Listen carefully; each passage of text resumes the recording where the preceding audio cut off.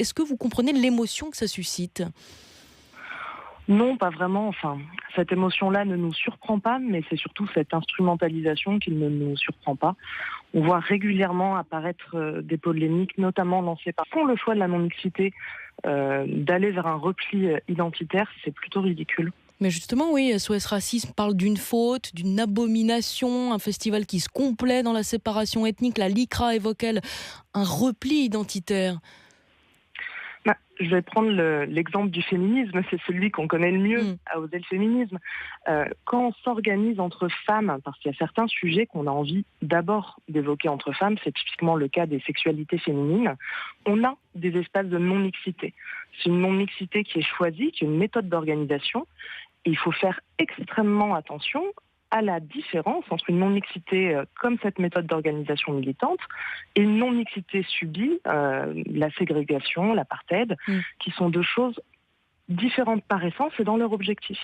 Donc là, pour vous, c'est justifié ces zones non mixtes ? Oui, c'est une manière de s'organiser qui, en plus, existe depuis longtemps dans le mouvement militant. Donc laisser prendre ces polémiques sur les bases lancées par l'extrême droite et la fachosphère, c'est franchement très dommageable parce qu'on aurait par ailleurs de vrais débats de fond à avoir avec ce collectif. Nous, on n'est pas forcément d'accord sur tout avec elle, mais là, c'est la virulence. Ça montre qu'il y a encore beaucoup de travail à faire. Mais Raphaël Rémy-Leleu, est-ce que justement ces combats-là, l'égalité femmes-hommes, la lutte antiraciste n'avanceraient pas mieux si tout le monde était impliqué, si la société dans son ensemble se sentait concernée ? Mais bien sûr, mais là on voit déjà que les personnes qui réclament d'être inclus aujourd'hui dans ces mouvements-là, c'est pas en insultant des militantes et des militants progressistes qui ont également pris parti pour la non-mixité, pas forcément pour ce festival-là, mais en général, quand on voit excusez-moi l'expression, mais les torrents de merde qu'on reçoit sur Twitter quand on défend la non-mixité militante, ces gens-là, en fait, n'ont pas envie d'être inclus dans la lutte.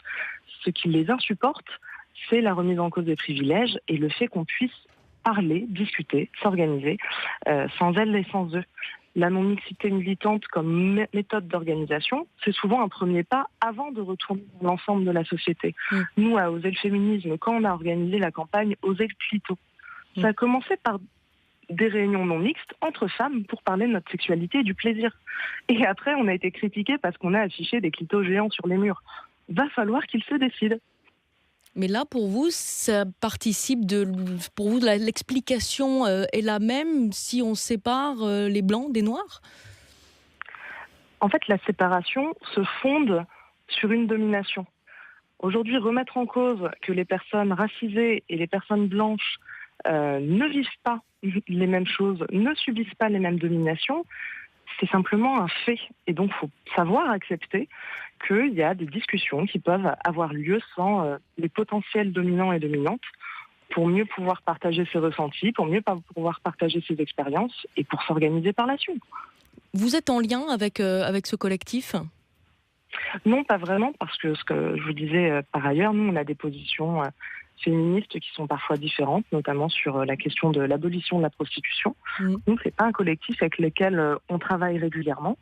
C'est pas pour autant une raison pour se ranger du côté des détracteurs et pour le coup des réels identitaires. Et vous-même, vous continuez encore aujourd'hui à organiser des événements comme ça, des espaces non mixtes ?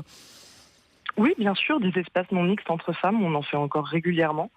Et c'est pas le but n'est pas d'exclure les hommes. Au contraire, Oser le féminisme est une association mixte. Mais c'est quand même terrible de se dire qu'aujourd'hui, il y a de vrais espaces de non-mixité subis, de ségrégation qui existent dans nos sociétés, mais que ce qui fait le buzz, ce dont on parle, sont des espaces de non-mixité ponctuels et militants.